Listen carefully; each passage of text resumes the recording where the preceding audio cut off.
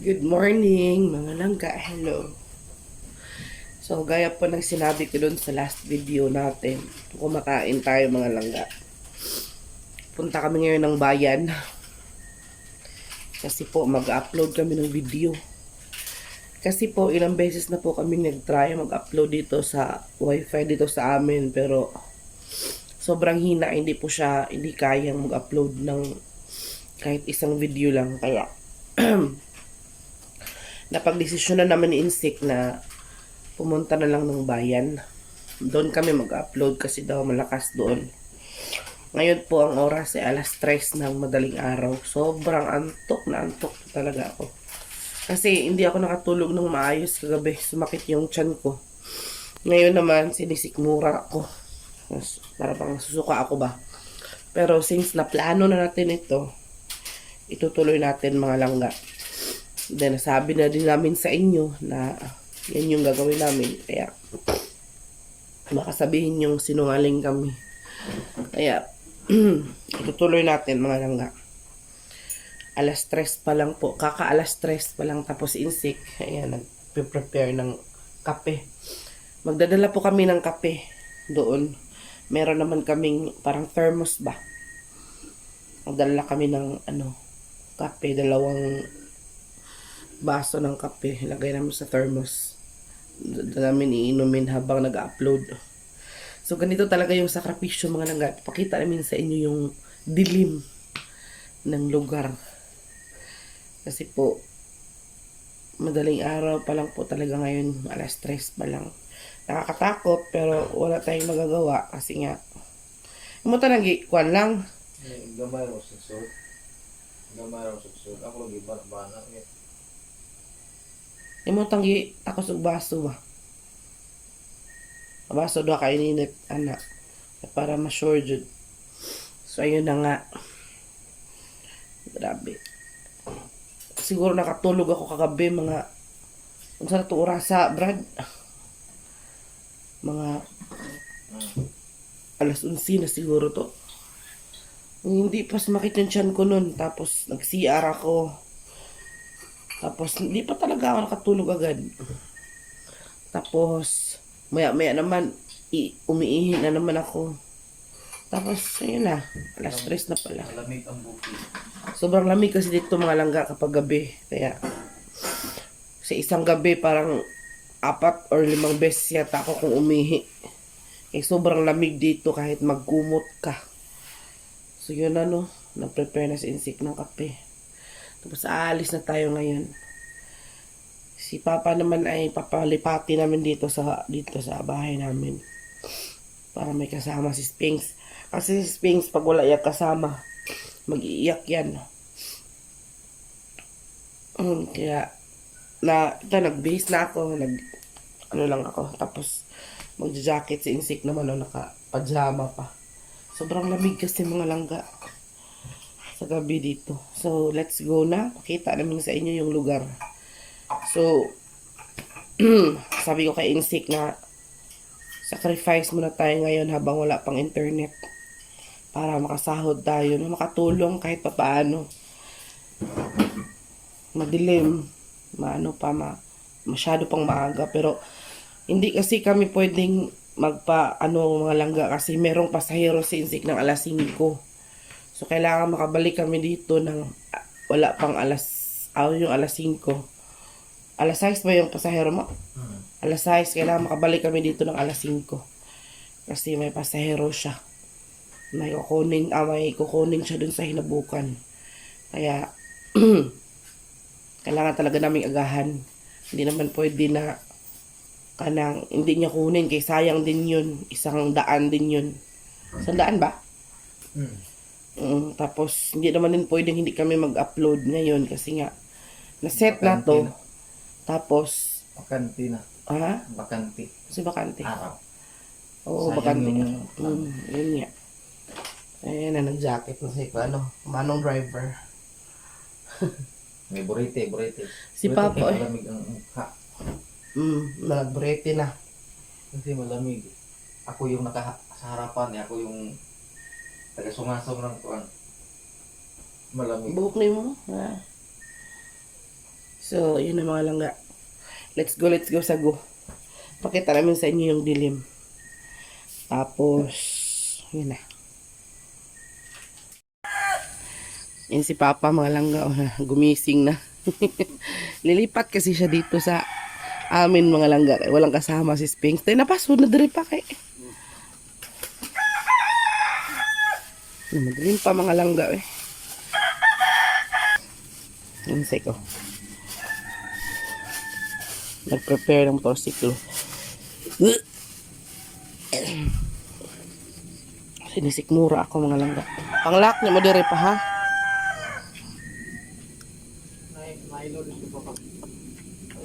Ito ay ininit dito pa. O to nya tayo Milo dito.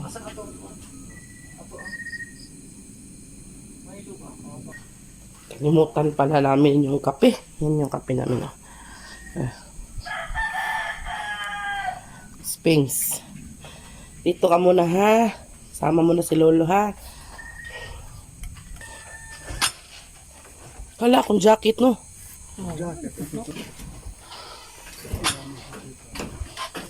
Kaya naman sa nang utura na.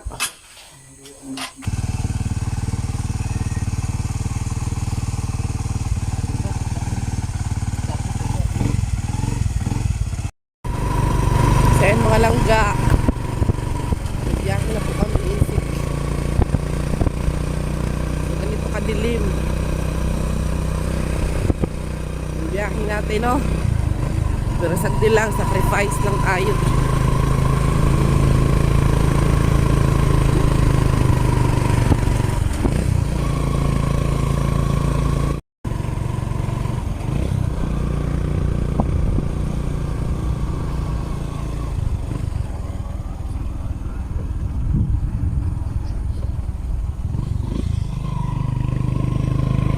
Samahan niyo po kami sa biyahe namin ngayon para meron tayong kasama no? Yan po yung paligid, sobrang dilim mga langga.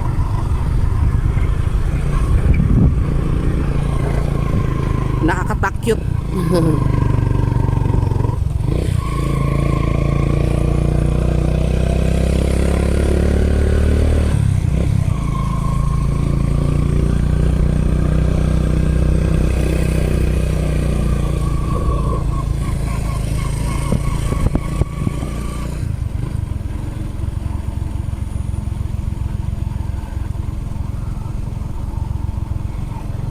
Sana maka-upload tayo agad. Itong video na din na ito, i-upload din namin ito para isahan na, para may tayo na video marami-rami. Para sulit yung gasolina mga langga. Layo kayong biyahe. Ng buwan.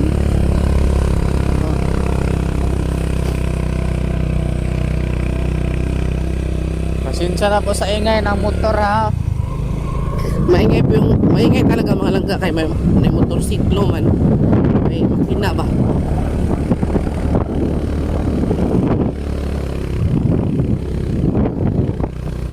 Sabang motor. Sige lagi ko sabang motor.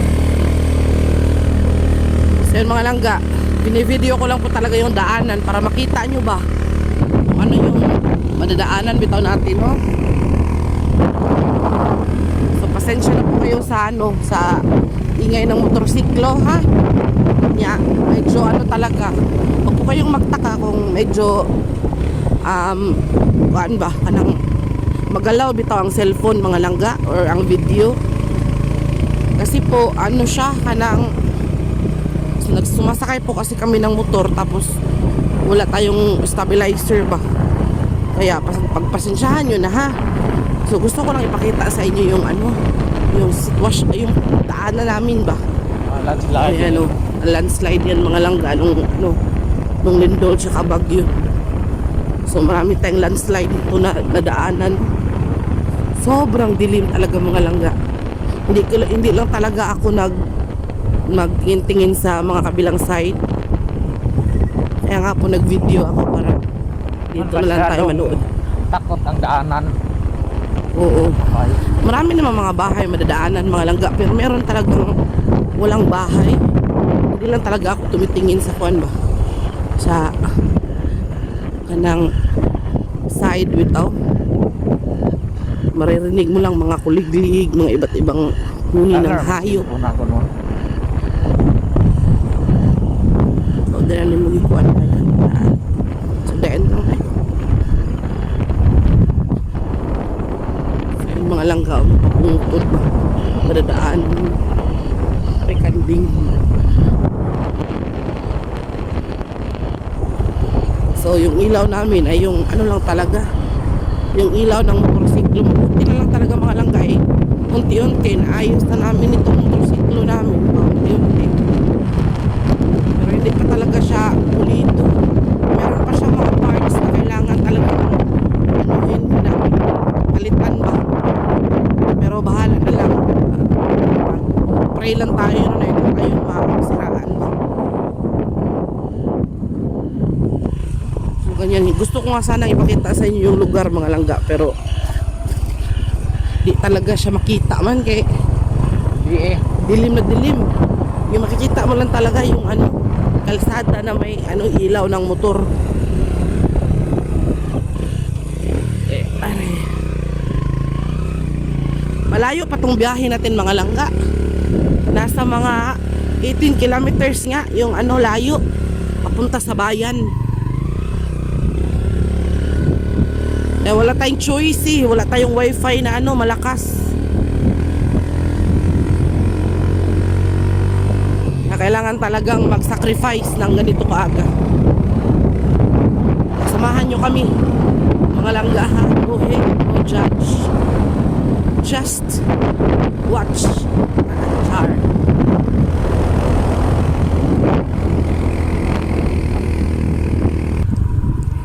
So nasa mga kalahati na po tayo mga langga. Mga kalahating kuan biyahe. Dito na tayo sa pangalawang barangay nilang no. So ilang barangay ba bago kuan? Tatlo. Dito na tayo sa pangalawang barangay mga langga. Kalahati na lang ang biyahe natin.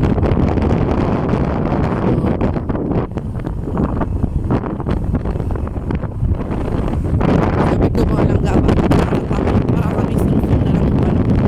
Sunod na talaga yung buwan.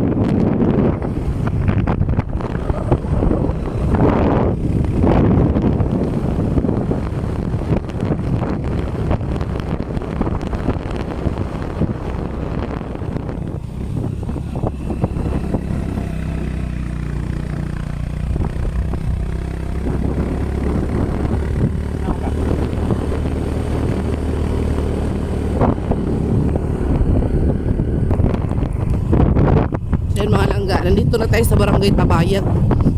Tinigil ko yung video kanina. Sitio pala, Sitio Tabayag. So, tinigil ko yung video kanina kay sinusundan mo kami ng aso, natakot, natakit mo na ako eh.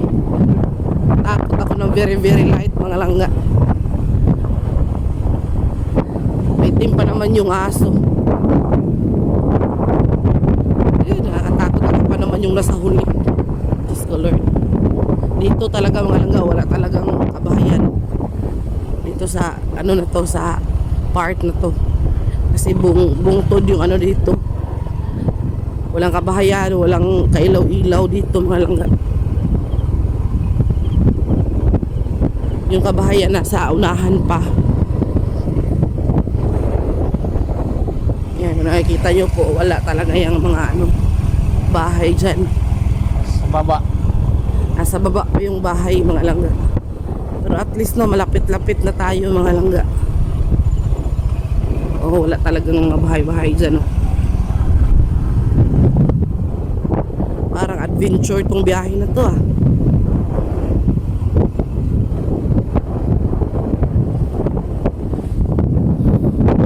Parang ayoko na yatang umulit.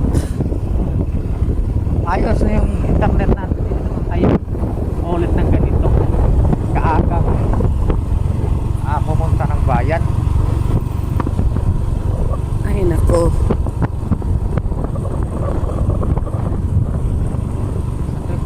bagong success. Sana nga mag-success no. Dito yung unang bahay. Ay wala. Ano pa lang yan ng baboy. Pero at least may ilaw. Sana no, may mga ilaw dito sa mga kalsada dito lang ano. May ano Poste naman ba? dito? May mga Solar, kahit solar lang. Solar poste naman lights. dito sa solar. May mga poste naman. Kaso lang hindi pa dumating ang solar. Wala pa. May mga simento na ba yung lagayan ng poste? Ay, dito na yung bahay, mga langga yan. May mga bahay na dyan. Dito pa lang. Tapos, pagkatapos noon, wala na namang bahay. Grabe no, grabe yung lugar na to mga langga. Dito ka makita ng mga aso na sa kalsada. Oh. Sino ko dulo.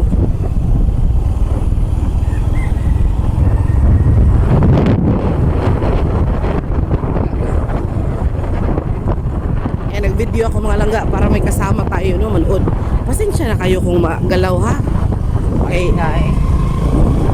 Wag niya anong tumitig kay para hindi kayo malipong.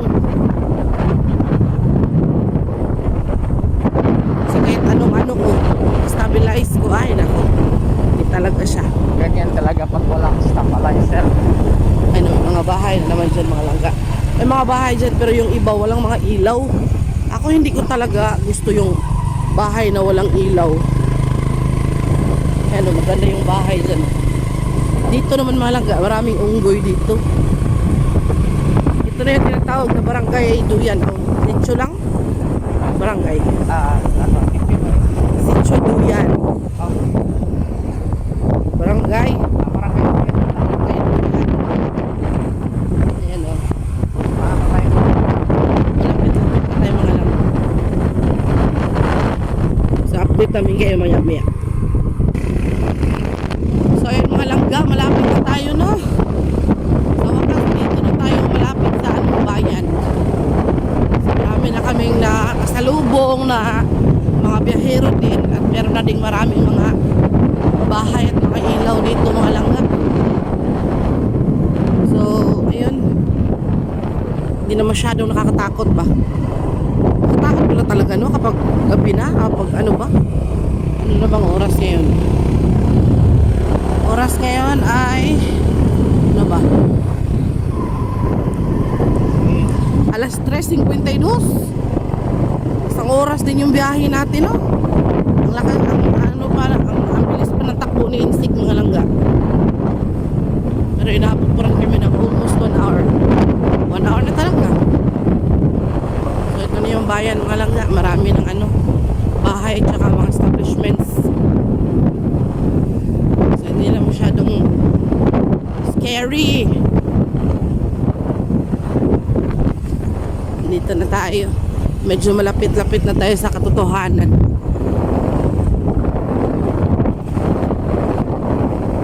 Ayan o, ang dami ng bahay. Gaganda pa ng mga bahay. Hindi pa.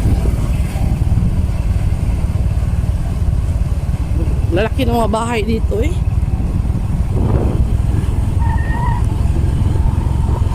Nadami nilang ilaw. Maganda sana tumira dito sa bayan mga langga. Kaso lang wala kaming lupa dito.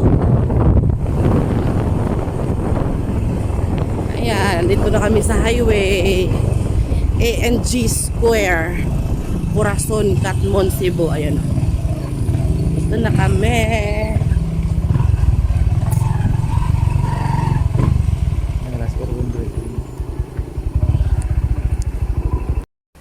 So yun mga langga, nandito na tayo sa bayan. Yan na nandito tayo sa may harap ng ANG Square building. Nandito tayo sa gilid ng GM Store. GM Poultry and Livestock Supply. Sa gilid ng kalsada talaga mga langga. Nandito tayo sa gilid ng kalsada. Kay man. Nandito man yung wifi. Sana no, maka-upload tayo ng mabilis. So parang hanggang dito na lang po muna tayo mga langga kasi mag-upload na kami. And sana maubos natin na pag-upload yung lahat mga langga. Wala pala ako toothbrush.